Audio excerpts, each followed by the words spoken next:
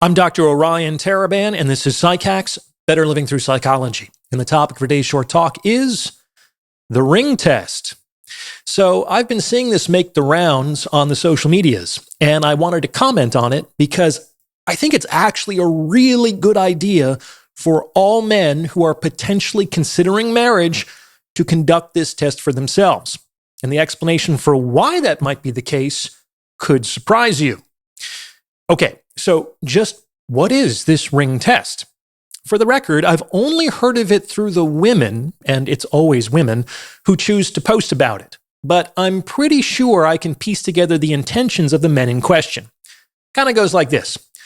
The woman begins by noting that her longtime boyfriend has just proposed to her. Hooray! Or, is it hooray? The problem is that the boyfriend has proposed to her with like a junky $5 ring from a thrift store.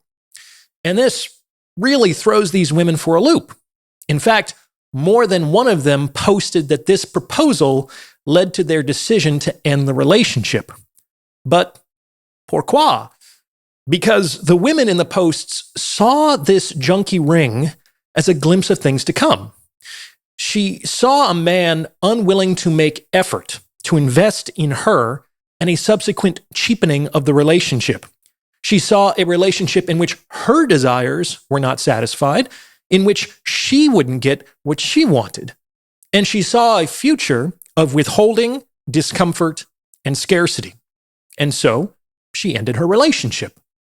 Now, I'd like to think that the men who conducted this test did so from a well-intentioned place, at least from a male perspective. He wanted to determine whether his girlfriend really wanted him or just what he could provide. Because, according to the infallible, rational male mind, if she loved him, she'd be content with a junky ring because she would understand that it's the relationship that's really valuable, not the gold or the diamond or anything else that money could buy. And of course, he wanted to determine this before he married her, given the desire for a ring and a wedding was almost certainly stronger in her than in him. And that's the ring test. And I would encourage every man who is seriously considering marriage to conduct this test with his sweetheart. Why? Because my hunch is that 9 to 1, your girl will behave like the women in these memes. She's very likely to balk, to be offended, to have misgivings, and she may even end the relationship. And of course, why would she behave this way if she really loved you, my dude? But here's the thing, and this is gonna piss a lot of you off. The woman is right to behave this way. She's right. As we'll see, she's kind of right for the wrong reasons, and you're kind of wrong for the right reasons, but it's important for all men to consider that such a woman would be justified in her behavior. And it's essential that you consider this before you tie the knot. As you probably didn't expect me to say this, allow me to explain my position. Take a seat, my friend. Marriage is not about love. Marriage is a business contract. And it's a business contract primarily centered on the ownership and distribution of resources. And this is why, despite the gaucheness of seeming too eager, the vast majority of proposals are accepted by women. And why wouldn't they be?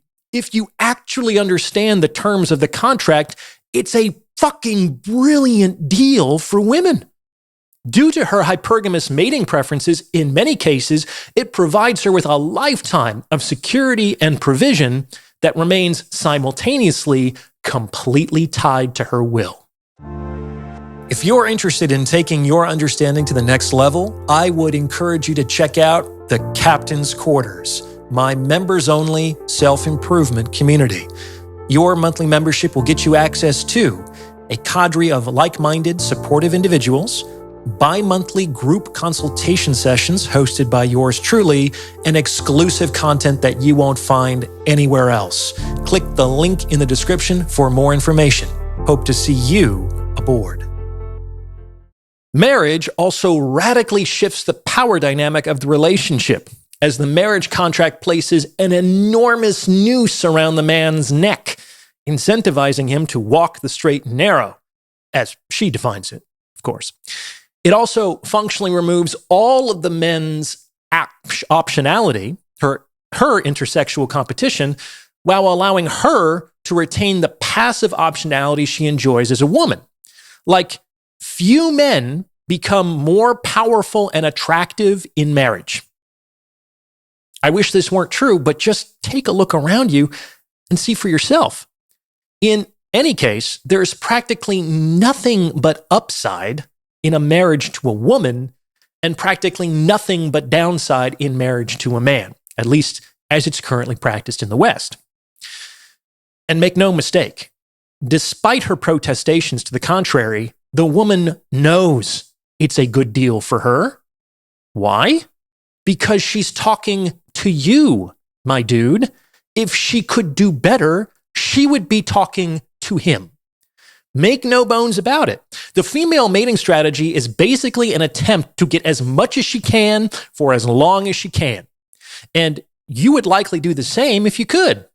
But you can't, because the average man is about as attractive as a leaky wheelbarrow. And if women mate and date for resources, why wouldn't you expect her to balk at a cheap chintzy ring? Okay, so if that's the case, why am I encouraging men to conduct this test? Because it will jolt them out of their romanticism. It will help them see marriage for what it truly is before it's too late. Guys, if your girl balks at a thrift store ring, it should, for once and for all, shatter any residual illusion you have that marriage is really about love. That this woman is your soulmate, your better half, who's going to be with you for richer and for poorer, in sickness and in health. Like, that's just the advertisement for marriage. That's marketing. And it has about as much concordance with the actual product as like an ad for a herpes medication where everyone is just like frolicking about and playing beach volleyball. It functionally has nothing to do with the actual reality of married life. And those vows are not legally binding. But that contract is. This is not to say that no man should ever move forward with marriage, but that he should do so with his eyes wide open. She's not thinking about love, my dude. She's thinking about her future, her salary, her perks, and the lifestyle her compensation package would allow her to enjoy. And once a man sees this clearly, it falls to him to make some cold-hearted, rational decisions. There are two main questions to ask here. Can I afford her? And is she worth it? Can I afford her? It's just like hiring an employee. Her salary is going to come out of your profits. She's expecting a certain standard of living, and that standard is going to come out of your paycheck, my dude. She's not going to support you. Some men, frankly speaking, just can't afford certain women. And that's okay.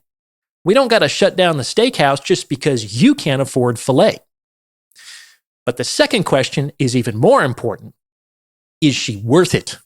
Like, I could technically afford a Lamborghini. I just don't think it's the best allocation of my resources, especially considering the high ongoing maintenance costs.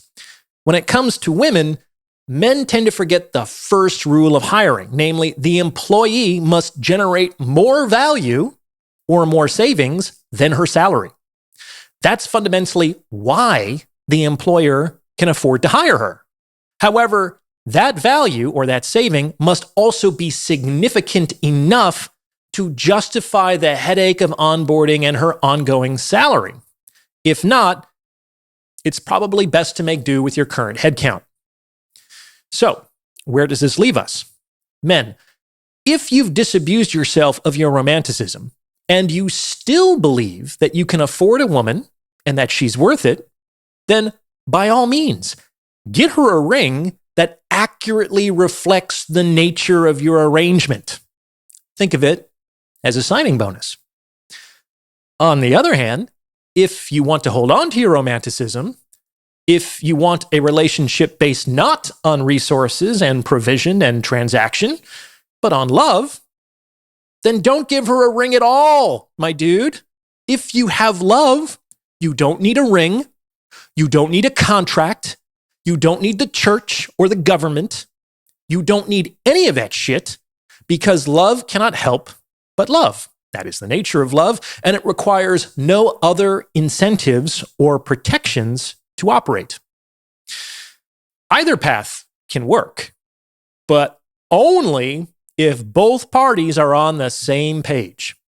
And that's what the ring test is designed to reveal. Because if the man is in love and the woman is in business, it's probably not going to work out. And this is something that every man should determine before saying, I do. What do you think? Does this fit with your own experience? Let me know in the comments below. And please send this episode to someone who you think might benefit from its message. I know you know a guy out there who needs to hear this before it's too late, because it's word of mouth referrals like this that really help to make the channel grow. Other value propositions, anyone looking to join my free weekly newsletter, for which I write original content, or book a paid one-on-one consultation with yours truly, can do so through my website. There's also my best-selling book, The Value of Others, in which I explore the economic model of relationships, and my member community, The Captain's Quarters, where I host bi-monthly live group consultations. Check it out. The links to everything are in the description below. As always, I appreciate your support, and thank you for listening.